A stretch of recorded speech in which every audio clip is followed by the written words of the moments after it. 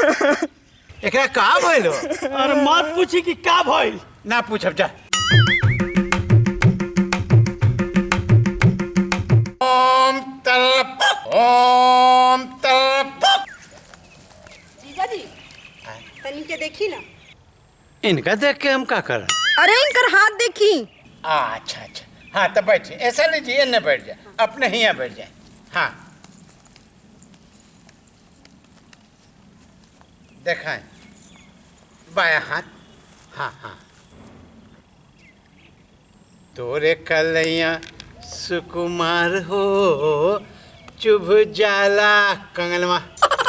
हाँ हाँ देखी न देखी न। अरे ई राहु पे केतु चढ़ल बा। हाँ, आ दोनों उठा पटक करता, कुश्ती लड़ता। तो एकरा के शांत करावे के पड़ी। का आ एकरा खातिर 11,000 रुपया लागी। 11,000? तब जा तो राहु के तू बड़का ग्रह नु। हाँ, बड़का ग्रह में बड़का पैसा लागेला। छोटा छोटा ग्रह खातिर में छोटा लागे। तो कोनो उपाय ना हो सकेला? कौन उपाय? छोटा मोटा छोट मोट उपाय? तो राहु के तू बड़ा ग्रह बा, छोट मोट कैसे हो जाए? कोई तो जुगाड़ होके चाहिए ना। जुगाड़ टेक्नोलॉजी से हो जाए। हाँ है ना? बैठ बैठ। अरे अरे सीधा बैठ। एकरा का भइलो? अरे मत पूछी कि का भइल। ना पूछब जा। ना ना कहे के मतलब बहुत बढ़िया घटना हो गई बेकर तोरे। हैं?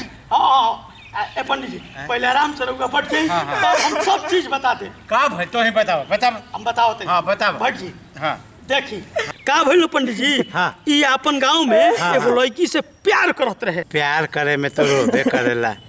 ये बढ़िया का घटना बा। चुप रहा बाबुआ, चुप रहा। का भइल? अरे चुप रह, हम बताओ तनी। बताओ बताओ। हाँ देखिए हम बताओ तनी।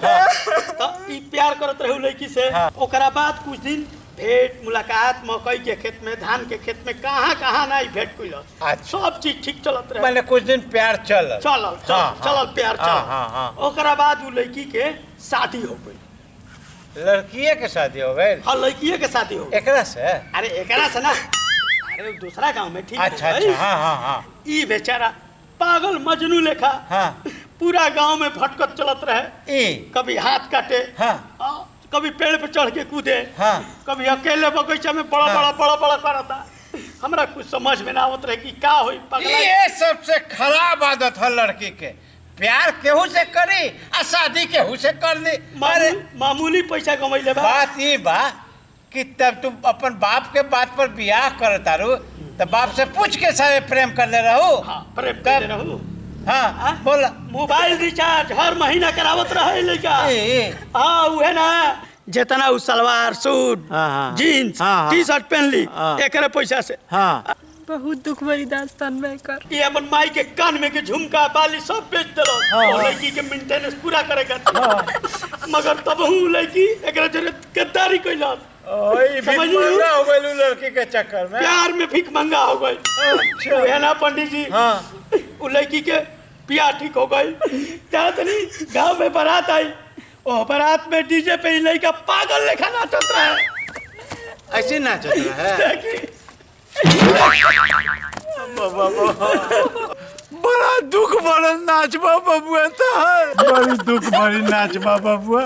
तो गाना के बजत रहे उ घरे? गाना? गाना ये बजत रहे पंडित जी कि याद करो जहिया कुंवार रहलू, पियावा से पहले हमार रहलू। बाबा पियावा से पहले हमार रहलू। दुख भरी नाचबा, बहुत दुख भरी नाचबा बबुआ, बहुत दुख भरी नाचबा। शांत हो जाए बाबू। याद करो जहिया रहलू, पियावा से पहले हमार रहलू।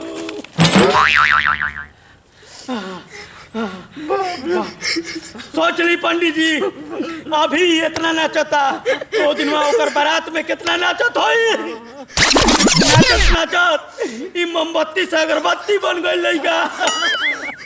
देख के लगता अरे साली जी आपन गले मिल। अरे वो है ना, दुख भरा अरे ई का करत रहो? अरे साली से गले लग के दुख कम करता नहीं बबुआ। आपन तो दुख दूर कर ले बा, हमनी के दुख के दूर कर। बड़ा टेस्टी स्टोरी बा।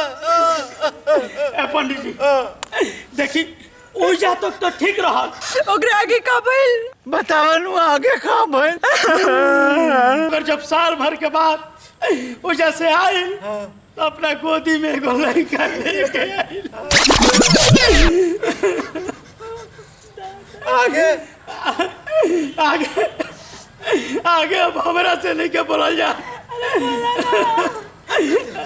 ओकरा आगे हमरा से ना बोलल जाई। तू ही बोल ले बबुआ, तू ही बोल जगह आगे का बताई पंडित जी? का भइल बबुआ? बताई पंडित जी। हाँ बोल बोल बोल भाई बोल। का भइल बबुआ बोल। बोल के पाँव तो तब टूटल पंडित जी कब? जब वो आई हाँ और अपन लड़का के हमरा गोद में दे के परस की है मामा अब हम ना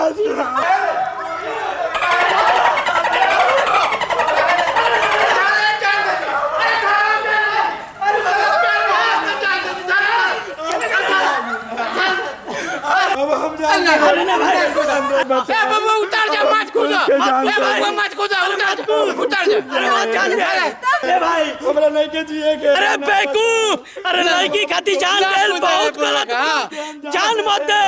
अरे आत्महत्या कोई पाप है। अरे तोरा और लड़की मिल जाई, नीचे उतर आ। अरे बात ना करो ना कौन। तो जो अरे सर ये 5 फीट से कूद तो जान जाए हैं, कम से कम 20 फीट से कूद। 20 फीट नहीं खे तो यहाँ से 4 हाली कूद जाता नहीं 20 फीट पूर जाई। तब नुरे साथ तहारे प्रेमिका के बेटा तहरा के मामा बोले रहे, ठीक है बोले रहे। मामे लड़की बोले ही बा। हाँ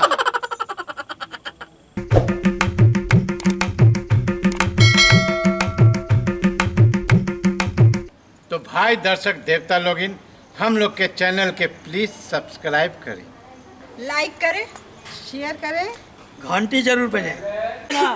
गाँव में बारात आई, हाँ ओह बारात में डीजे पे लड़का पागल लगा नाचत रहे। ऐसी नाचो। हौसला का है बाबा जो अरे हौसला बैठो